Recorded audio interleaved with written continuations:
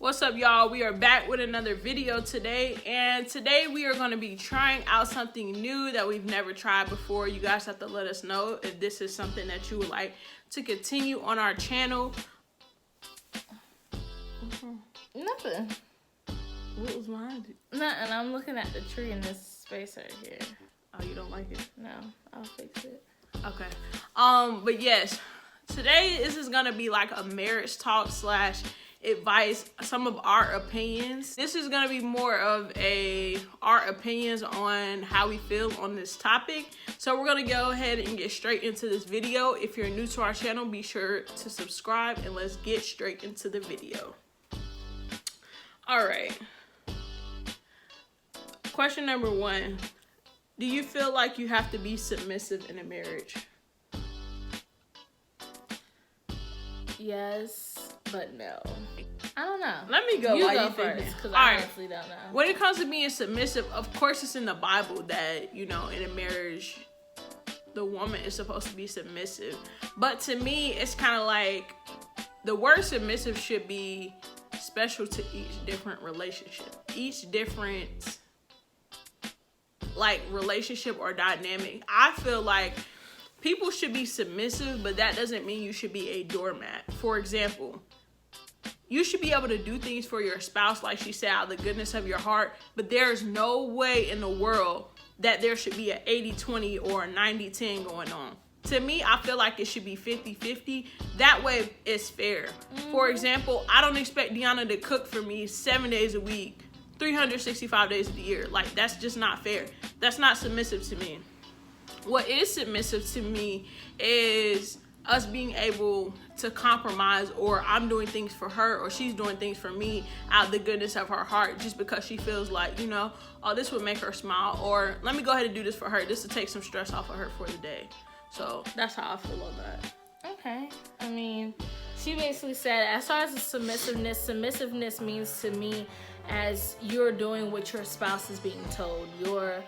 You're doing what they're asking you to do. If she asks me to put some shoes away, like now, put my shoes in front of the door, put some shoes away, I don't think that's being controlling. I just feel like that's a relationship. You know, help me out, I help you out. She cleans, I clean as well. I cook, she cooks as well. So everything is 50-50 around here.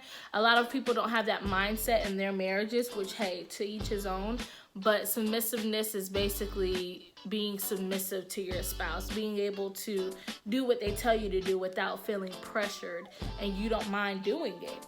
That's something you do, even if you catch a little attitude like I do sometimes. I don't mind doing it, but it's not something that I'm being controlled about doing. When you're sitting here like telling someone to stop what you're doing in front, like, what you don't want to do is be controlling in front of people. I don't know what you do inside them doors, but when you're in front of people or in front of a camera, I don't know what you do, you know, in your house. But when you sit here and show people how you are with your woman and how you're controlling her or whatever, then that's not gonna happen with me. It can happen with someone else, but it's not gonna happen with me. Okay. So how important is sex in a marriage? When it comes to sex in a marriage, I feel like whatever foundation that the marriage or the relationship was built on, that's kind of how you have to gear it. For example, if you met somebody in a situation where the only thing that you guys connected to was sex, sex may be more important than to somebody that is used to spending time, taking trips, cooking together. Like, it, however you're able to connect to your spouse and have a good time, I feel like, you know, sex can be worked into the equation, but it doesn't hold as much weight as if a relationship is solely based on sex. Because it's important, but at the same time, what about the love that's there? What about the affection? Because if you want to just basically have sex with somebody, it's more to it than just the feeling. What about the emotions? What about the love that's there? I feel like it's more to it than that. Yeah. I mean, it's more than just sex in a relationship. And I mean, if you're with someone who is so adamant about having sex every day and stuff like that, like, that's just That's up to you on what you like.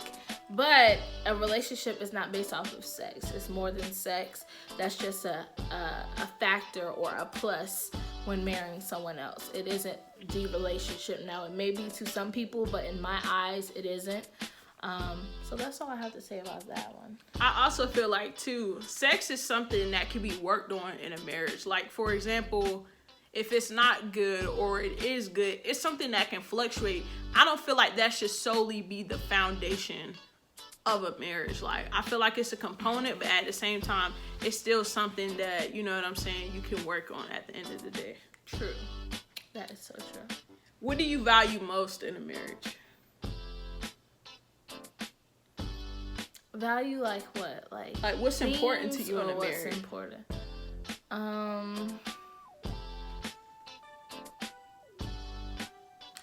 Honesty. Me, I'm the type of person, I want you to tell me what happened. Or tell me what you're doing. Like, I'm not being controlling about, what you doing. Like, let me see your phone. I want you to be honest with everything.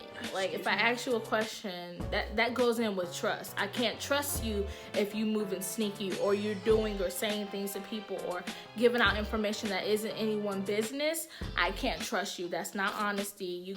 Especially if it has to do with us in our household. I do not trust that. I may know it because I'm telling y'all, I know everything. I know everything. She may not know that I know everything, but I literally know everything. So if you don't tell me or be honest with me about certain things, as far as you telling someone something and I'm under the impression that no one knows about something, but then you do and you never tell me, I know that. I know. So my thing is honesty, trustworthiness, because I have to trust you. I think our trust is we trust each other. Like, we're like best friends. Like, we trust each other. So that's definitely a value in the love. Without a relationship, where's the love? You can have a relationship, but when you're with someone, you have to have the love. Like, the love has to be there. I mean, you have to show affectionism. Wait, is that a word? Affection? You have to show affection. It was one thing, and Deanna went into 5 things, but that's just like her. Okay, well, those are my values: love, trustworthiness, and honesty. You have to be honest. And loyal. Okay, are you done? Yeah. All right. The one thing that I could say means the most to me in my relationship or my marriage is God. Because I feel like if you're with somebody that doesn't believe in God, or you guys have different religious views, like right now, if something's going or I'm having a bad day, me and Deanna can sit down and pray about it. Like, I feel like if you're able to both have that relationship and that bond where you're able to just break down and cry or just read the Bible together, to me, that lays the foundation for the other things like love and happiness. Because if you guys don't have God or whoever you believe in, it's like, how are you guys able to center yourself? God, to me, centers me out. Whenever I'm getting too up there or too low, like, I feel like he'll put me right where I need to be. And sometimes he puts that through her to give to me. Like, God will put things through people that you may need to hear it. So it's not like just directly. Like I said, the honesty one, but go ahead. And let me elaborate from that. If you go into a situation where you really like someone, if they have God in their heart and they were brought up into the church and that they love God and, they know where their heart is, and you also do as well, that's like a perfect match. Because when you're in a relationship, God is your first thing, even though we're not the average. I wouldn't say it's a perfect match, because I feel like with anything, it's gonna be. No, not like a perfect match. Like, I'm saying, like, if you have God in your heart and you have God in your heart, it's perfect. Like, because you can, like you said, to be on one accord with God. Something else I feel like too is when you're with somebody, if they can love you when you're at your worst, I'm talking about you don't have a dime to your name, and y'all can still create happiness and memories. I feel like that's another thing that's important too. There again, I feel like God has a factor in that too, because whether it's highs or it's lows, we've both been together with each other at our lowest, at our highest. So I feel like we know what it's like to go through a tough time with each other. And there's still more for us to learn. But at this time, I feel like we've been through enough together as far as just everything, life, bills, just having to move, having to deal with stressful jobs. Instant. Yeah, that's just like instant. Like when she got out of the military, it was instant. So that was something we had to move. We had to work together. We had to communicate. We had to do everything. And again, that plays, like she said, that plays a part in God, because I went ahead and had a job like this. That was all God. Because it's hard finding a job out here. So all right. I agree with what she says. Do you believe that open marriages can be successful? I don't think so. Because you can do it. It can be fine. It could be good. Y'all both have the mutual understanding. You know, we can have open. Just let me know who it is.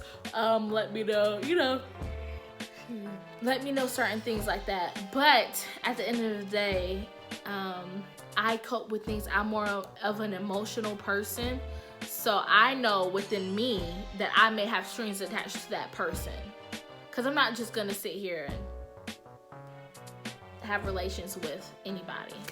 So it's the emotions that will probably pull me in, and that just won't work. And I've never thought of an open relationship, but say for instance we did think about it, I don't think that'll work, because emotions will always be, we're two women. I mean, Keys, she's the more masculine type, but it's gonna be emotions. I feel like for every marriage as well, because if it was a man, I feel like he would have some type of something towards a person, and if not, he's just a cold-hearted person. Me, on the other hand, I feel like an open marriage can work under one condition. Your maturity has to be there. If you guys are mature enough to know that, I'm having relations with this person, but it's not going to be to the degree that you please me, or it's a Wednesday type thing that I see you only on Wednesdays. I feel like if you guys are on the same page with how you want to conduct yourselves and you live it for you, you don't let Bobby, Susie, and Tommy know that y'all in an open relationship, because when more people are involved, it's more problems. I feel like when you keep your business to yourself and you deal with your problems, that's when it's the most effective. If you want to have an open relationship, I feel like you should just be able to do it. I don't feel like it should be like so... I want to say like public, where you guys are doing it to where y'all passing into each other at the grocery store, for example, and you like, oh yeah, babe, I just did da-da-da-da the other day. Like, to me, that's a little bit crazy. Me, I wouldn't feel comfortable with an open relationship, just because I don't want to say like I'm a germaphobe, but I'm very scared of like diseases and stuff. So I always tell Deanna that, like, if it's something, just let me know, because I don't want to ever end up with, you know what I'm saying? What do you mean, if it's something? Basically, if you feel like you want to step out, or you feel like you need somebody else, let me know, so we're not sitting here looking stupid. I would hate to, you know what I'm saying, you or me step out to somebody, they stepped out with somebody, they bring us back something, and we stuck with some dirty laundry. And that's you why know we're really not for the open relationship, so... Yeah, that's that. Yeah. What would be considered a deal breaker in your relationship? A deal breaker, that's what I'm saying. Like, deal breaker, insinuate. Right. Like, so, is it something that will make y'all break up? Is it something that... it's something that you can't handle. What do you mean, what's a deal breaker? I can't handle sneakiness. That goes into trustworthiness. I can't handle cheating. I think that's the main thing. If someone who isn't willing to change over time, not that I want to change you, but if it's something that's been causing an issue, I feel like change has to be a part of it. Yeah, I think cheating, trustworthiness is a deal breaker. If I can't trust you, not saying that will like deter our relationship. I honestly, maybe I have to hear her first. All right. But that's what I feel. Like, I don't even want y'all to be clowning me in the comments about this, but I mean this with every bone in my body. The first thing that's a number one, if you cannot cook, we're done. We are done. Like, no, I can't do it. I tell Deanna all the time, like, I love to eat. So if I was with someone that couldn't cook, no, it wouldn't even work at all. It wouldn't work at all. But not being able to cook. 2, poor personal hygiene. That's another deal breaker for me. For example, I'm not even gonna put the person name out there. I was in a previous relationship with someone that had poor personal hygiene. And to me, that's unexcusable. Like, that's disrespectful for me to walk out or even come out from working at the gym or going for a walk, but I'm just gonna be all over Deanna. Like, go tend to yourself. I feel like cleanliness is a part of just everything. Why can't you be clean? Like, that's just you could just respect the person that you with and just clean yourself. So, being able to cook, personal hygiene, and 3, I'm not even trying to offend nobody. This is my personal preference. If you're too ratchet ghetto, that's another turn off for me. For example, I cannot stand if somebody clap at me. I can't do that. Another thing, can we just, like, if we having a disagreement, can we talk to each other like civilized individuals? We shouldn't be talking like so ghetto and I don't like that. Now, I feel like you wrong for saying that, because I'm ratchet and I'm ghetto when we get into arguments, and she don't like it. But I can't change the way I am. But when I get amped up, what's up? What are you talking about? What? But like that. I will say you do at times try to tone it down to where it's relatable, because you know if you get too far gone, I'm just gonna go because I'm not trying to hear it. I don't like when leave the house. She will be gone. I'm just not gonna deal with it. So that's all for me. Okay, well, hers. I still stick to mine. I don't know. That's just her personal ones. I mean, cause me, I'm literally. It's like us Pisces. I feel like most Pisces or most people like me, they will really take anyone for whatever they have, whatever they're bringing, whatever their demons are, whatever it is, and make it so much more better. Like, I don't care what type of person you are. I just want to be with you. I don't care how you are. I just want to be with you. And nothing can really make me stop being with you or stop loving you unless it's something like detrimental. So that's my take on it. All right. Do you believe in hall passes in relationships? No. That's my simple answer. No. Unless it's mutual. If I've been feeling so like... So, babe, what's your answer then? You just changed it and I don't. But then again, if it's mutual and we just want to be like, okay, let's just talk to somebody. We can just talk to someone. Let's just talk to someone. I don't think I can. But then again, if it's mutual, I may be open to it. Let me say that. I don't even know how to put this into words. First of all, if you need a hall pass, it's kind of like, to me, we need to get a divorce type thing, because that's true. I grew up in a traditional type household. Like, I never see my parents step out on each other. To me, like, I feel like when you love somebody, you can work through the imperfections. Like, if something isn't good, you can work to make it better. So it's like, to me asking Deanna for a hall pass is me giving up on her, I feel like. Because if you love somebody, you with them through thick and thin. It's just not as simple as, oh, let me go talk to somebody else, or let me just go screw somebody else. Like, to me, that's just disrespectful. And also, I just feel like, too, like she said, you gotta be on the same page with it. I guess that's all. Yeah, I definitely agree. It's something we have to talk about, and maybe it's not even a yes. It's like a maybe. I don't know, but no, that was my first answer. If you cheat once, will you cheat again? Yes, I believe so. But then again, you have people grown mentality and mature mentality that no, I feel like yes, you will, because you can change over time, but you gonna still do it. All right, that's your final answer? Yeah. All right, bet. So, for me, in our relationship, we got together when we were super young. 17. Now, the same person I was at 17, I'm not going to be that same person at 43 years old. So I feel like in that sense, I'm not going to say that if you cheated at 17 and you're going to still do it at 43. I don't feel like that's the same thing, because I agree. Once you cause the person that heartache and that pain, that's always going to be stuck in the back of your mind every time you even think about doing something. At least I feel like I just feel like, why would I want to see her cry, or seeing her face when she finds out that I'm, talking to somebody else? I don't feel like, that's a good thing to do. Yeah, I agree. I would go in more in depth of an example, but I don't think he just want us to. But with that being said, you guys, let us know how you enjoyed this video. Yes. Let us know if you guys would like for us to do more topics, not only on just marriage. You guys can drop comments in the description, but in the comment section down below on more topics that you think we should cover. Yes. And like we always say, make sure you like, comment, and subscribe, and hit that notification bell so you'll be notified every time we post a video. Thank you for all your love and support. We just hit 800 yesterday, so thank you.